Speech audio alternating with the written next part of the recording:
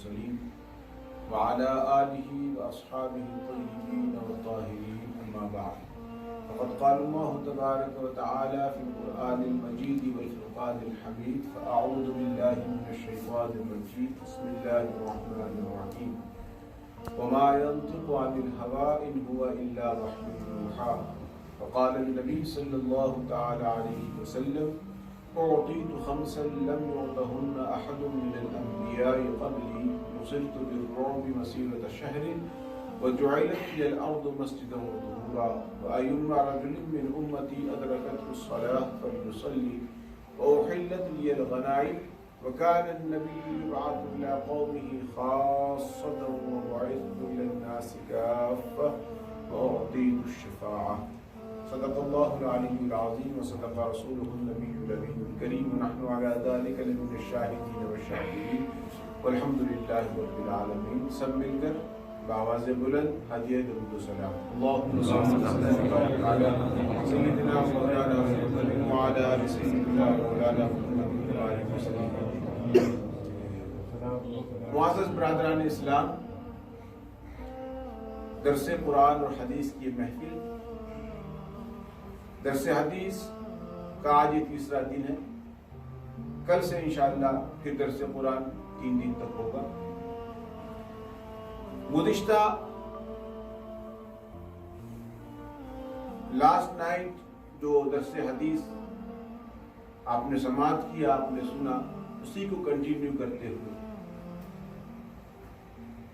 اللہ کے حبیب صلی اللہ علیہ وسلم ارشاد فرماتے ہیں کہ 5 چیزیں اللہ نے مجھے ایسی دی جو مجھ سے پہلے کسی نبی کو نہیں عطا فرمائی. 5 چیزیں.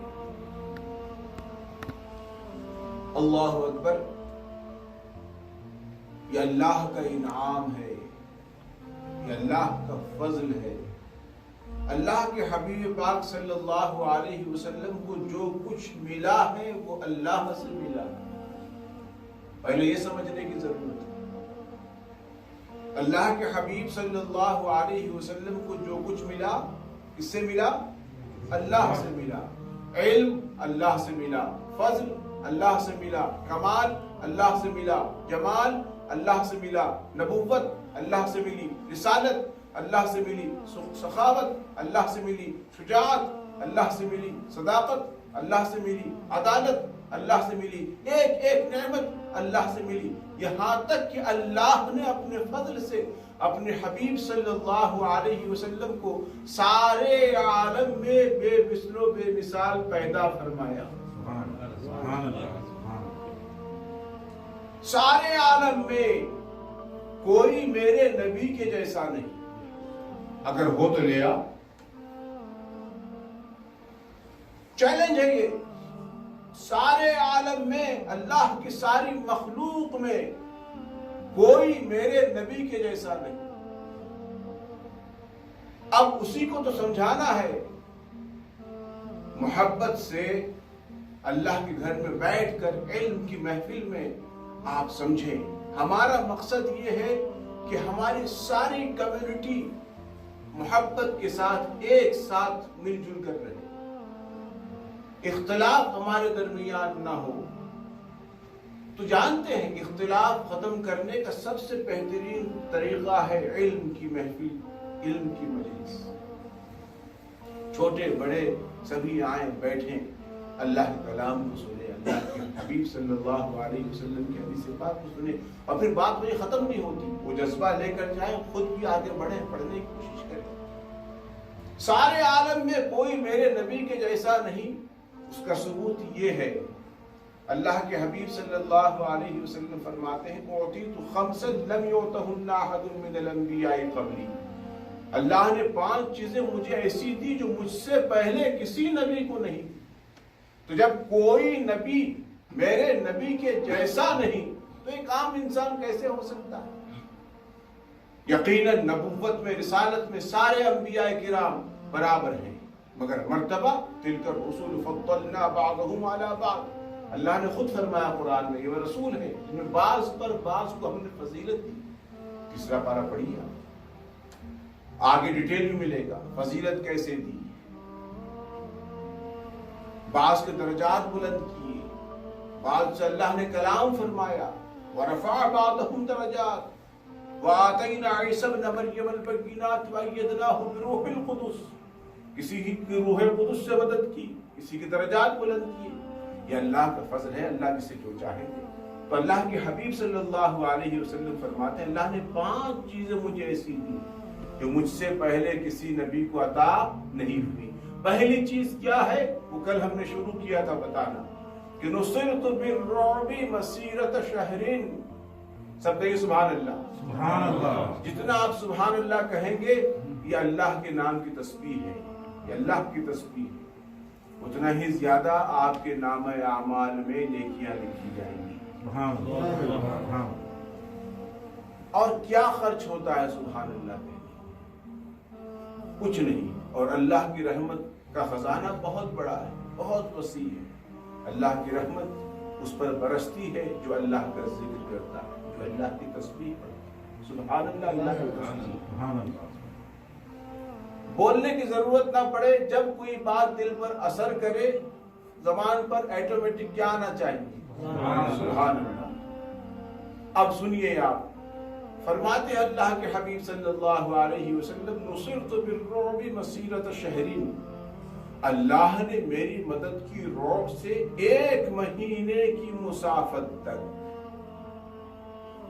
رعب مدد ہو رہی ہے کس سے؟ رعب کے ذریعے۔ اب باقی جو چیزیں وہ تو ہیں، پہلے اس کو سمجھیے رعب کیا ہے۔ اور مسیرۃ شہرین، یہی تو خصوصیت ہے، یہی تو وہ کمال ہے جو اللہ نے اپنے حبیب کو عطا فرمایا۔ ورنہ رعب تو میں بتا رہا ہوں آپ کو کہتے کس کو ہے، لیکن مسیرۃ شہرین 1 مہینے کی مسافت تک، اس کو آپ سنتے ہوئے چلیے گا۔ آج ظاہر سی بات ہے کہ حدیث پاک مکمل ترجمہ تشریح تو نہیں، یہ سلسلہ کب تک چلے گا مجھے بھی نہیں معلوم۔ آپ آتے رہیے، سنتے رہیے، جب ہمیں سمجھ میں آ جائے گا آپ نے یہ ایک حدیث مکمل سمجھ لی ہے اور ماشاءاللہ آپ کی خدمت کافی ہو چکی ہے، دل کو تشفی ہو کہ ہاں ایک حدیث ان کی سمجھ میں آ گئی، پھر دوسری حدیث کی طرف چلیں گے۔ بات مکمل ہونی چاہیے، ہے نا؟ اب آپ جانتے ہیں، اب آپ بولیں گے ایک حدیث کو اتنا طول دے کر، آپ جائیے شرح حدیث اٹھا کر پڑھیے۔ شارحین حدیث نے ایسی خدمت کی ہے، ایسی شرح لکھی ہے حدیثوں پر جیسے قرآن مجید کی تفسیر ہوتی ہے۔ اب رعب کیا ہے؟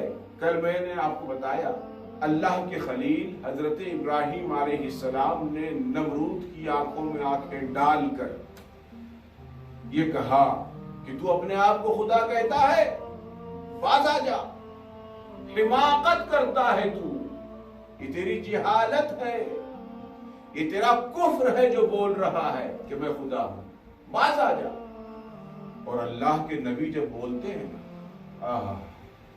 ہماری طرح نہیں بولتے، اللہ کے نبی جب بولتے ہیں سبحان اللہ تو وہ شان ہی کچھ اور ہوتی ہے۔ اب ہمارے نبی صلی اللہ علیہ وسلم کے بولنے کو ہی آپ قرآن میں پڑھ لیجئے، سورہ نجم میں، وَمَا يَنْطِقُ عَنِ الْهَوَىٰ إِنْ هُوَ إِلَّا وَحْيٌ يُوحَىٰ، وہ اپنی مرضی سے کچھ نہیں بولتے، جو کچھ وہ بولتے ہیں زبان تو ان کی ہوتی ہے لیکن ان کی ہر بات وحی الہی ہوتی ہے، اللہ کی وحی ہوتی ہے۔ اللہ اکبر۔ تو حضرت ابراہیم علیہ السلام نے نمرود کی آنکھوں میں آنکھیں ڈال کر جب کلمہ حق و امید، جب کبھی ہم غور کرتے ہیں قرآن کی آیات پر، اللہ کے نبیوں نے جو کہا ہے قوم سے، سبحان اللہ، مزہ آ جاتا ہے۔ ربی الذی یحیی و یمیت، ایمان تازہ ہوتا ہے، میرا رب وہ ہے جو زندگی دیتا ہے اور موت دیتا ہے۔ اب جانتے ہیں نمرود نے کیا کہا؟ وہی سب سڑا ہوا امرود، ہم نے کل بتایا تھا نا، نمرود کا مطلب کیا ہے؟ سڑا ہوا امرود۔ اس کو یاد رکھو، اپنے بچوں کو بھی سکھاؤ۔ نمرود کا مطلب کیا؟ سڑا ہوا امرود۔ ہم لوگ ایک دوسرے کو مذاق میں نہ جانے کیا کیا کہہ جاتے ہیں، ایک دوسرے کا نام رکھتے ہیں، نعوذ باللہ من ذالک، کی بہت بری بات۔ ایک دوسرے کو کبھی بھی برے الفاظ سے یاد نہیں کرنا چاہیے، کسی کی مذاق نہیں اڑانا چاہیے۔ جانتے ہیں اگر کسی ایمان والے کا دل دکھے گا اس سے کیا ہوگا آپ کو اندازہ نہیں ہے۔ اللہ کے غضب کو اگر جلال آ گیا تو پھر کیا ہوگا؟ اگر بولنا ہے اس طرح سے تو ایسوں کو بولو، کیسوں کو؟ نمرود جیسوں کو، فرعون جیسوں کو، سمجھ رہے ہیں آپ؟ تو اب تفریح کے لیے کہنا تو ایسے کہیں گے، نمرود کا مطلب کیا ہے؟ سڑا ہوا امرود، اپنے بچوں کو بھی سکھانا۔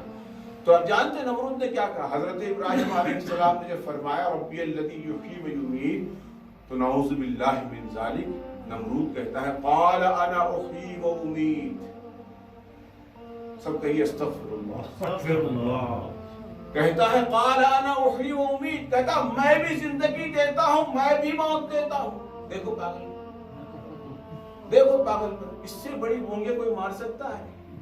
اس سے لمبی کوئی چھوڑ سکتا ہے کہ دنیا سے؟ ہاں، اس سے زیادہ جھوٹی کوئی بات ہو سکتی ہے؟ خدا جب دین لے لیتا ہے تو عقلیں چھین لیتا ہے۔ جب ایمان سلامت نہیں، جب ایمان نہیں تو عقل کہاں سے؟ نعوذ باللہ من ذالک، حضرت ابراہیم علیہ السلام فرماتے ہیں کہ میرا رب وہ ہے جو زندگی اور موت دیتا ہے، تیرے ہاتھ میں تو کچھ ہے ہی نہیں، کچھ ہے ہی نہیں، اور دعویٰ کرتا ہے خدا کا۔ تو پوچھتا ہے نمرود کون ہے تیرا رب؟ تو فرمایا ربی الذی یحیی و یمیت، میرا رب وہ جو زندگی دیتا ہے موت دیتا ہے۔ تو نعوذ باللہ نمرود کہتا ہے قال انا احیی و امیت، میں بھی زندگی دیتا ہوں، میں بھی موت دیتا ہوں۔ اللہ اکبر۔ اور اس کے ثبوت میں اس نے کیا کیا جانتے ہیں؟ فوراً، کیونکہ جلدی رہتی نا ایسے لوگوں کو، جو پاگل ہوتے ہیں وہ بہت جلدی میں رہتے ہیں، اپنی غلطی کو غلطی تسلیم نہیں کرتے، بہت جلدی میں رہتے ہیں۔ فوراً اپنے درباری کو بلایا اور کہا جاؤ 2 قیدیوں کو لے آؤ۔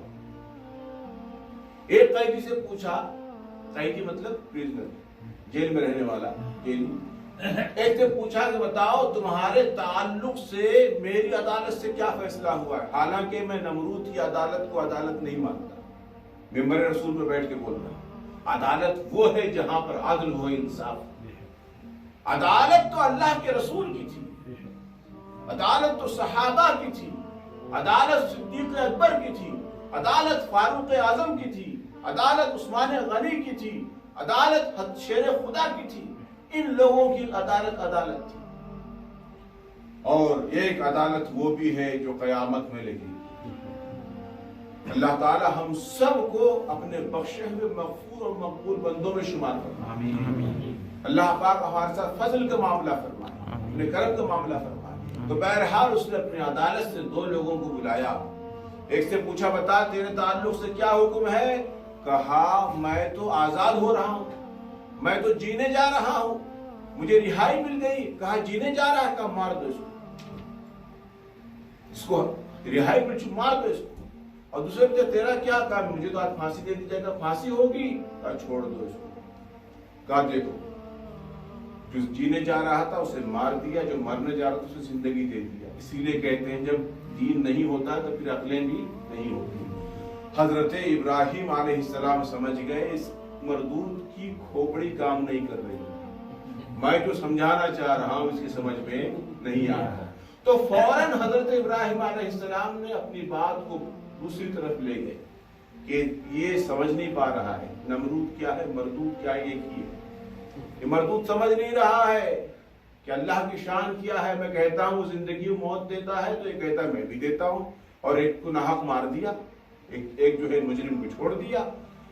حضرت ابراہیم علیہ السلام نے فوراً اپنے مناظرے کا رخ موڑا اور کیا کہا یہ کل سنیے گا انشاءاللہ۔ یہی بات صرف بالرعب، یہ رعب سے بات کر رہے ہیں، آگے کیا ہوتا ہے کل کی محفل میں آپ سنیے گا۔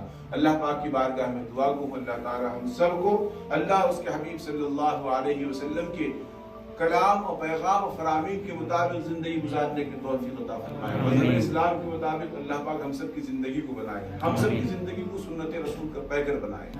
قرآن و حدیث کے علم کے نور سے اللہ تعالی ہم سب کے سینوں کو منور فرمائے، اور درس قرآن و حدیث کی برکت سے ہم سب کے دنیا کے ادھورے کاموں کو اللہ پاک مکمل فرمائے۔ اور اس سے پہلے کہ ہم یہاں سے اٹھیں اللہ تعالیٰ اپنے بخشے ہوئے مغفور اور مقبول بندوں میں ہم سب کو شمار فرمائے۔ رب اغفر لی وتب علی انک انت التواب الرحیم۔ صلی اللہ تعالی علی خیر خلقہ سیدنا محمد وآلہ وصحبہ اجمعین برحمتک یا ارحم الراحمین۔ کل سے درس قرآن ہوگا، تو اس حدیث اور اس واقعے کو کنٹینیو ہم کریں گے سنڈے سے، وینسڈے، تھرسڈے، فرائیڈے، یہ 3 دن درس قرآن، پھر سیٹرڈے تو چھٹی ہے، سنڈے سے انشاءاللہ پھر یہی ٹاپک دوبارہ آپ کے سامنے لے کر ہم حاضر ہیں۔ السلام علیکم۔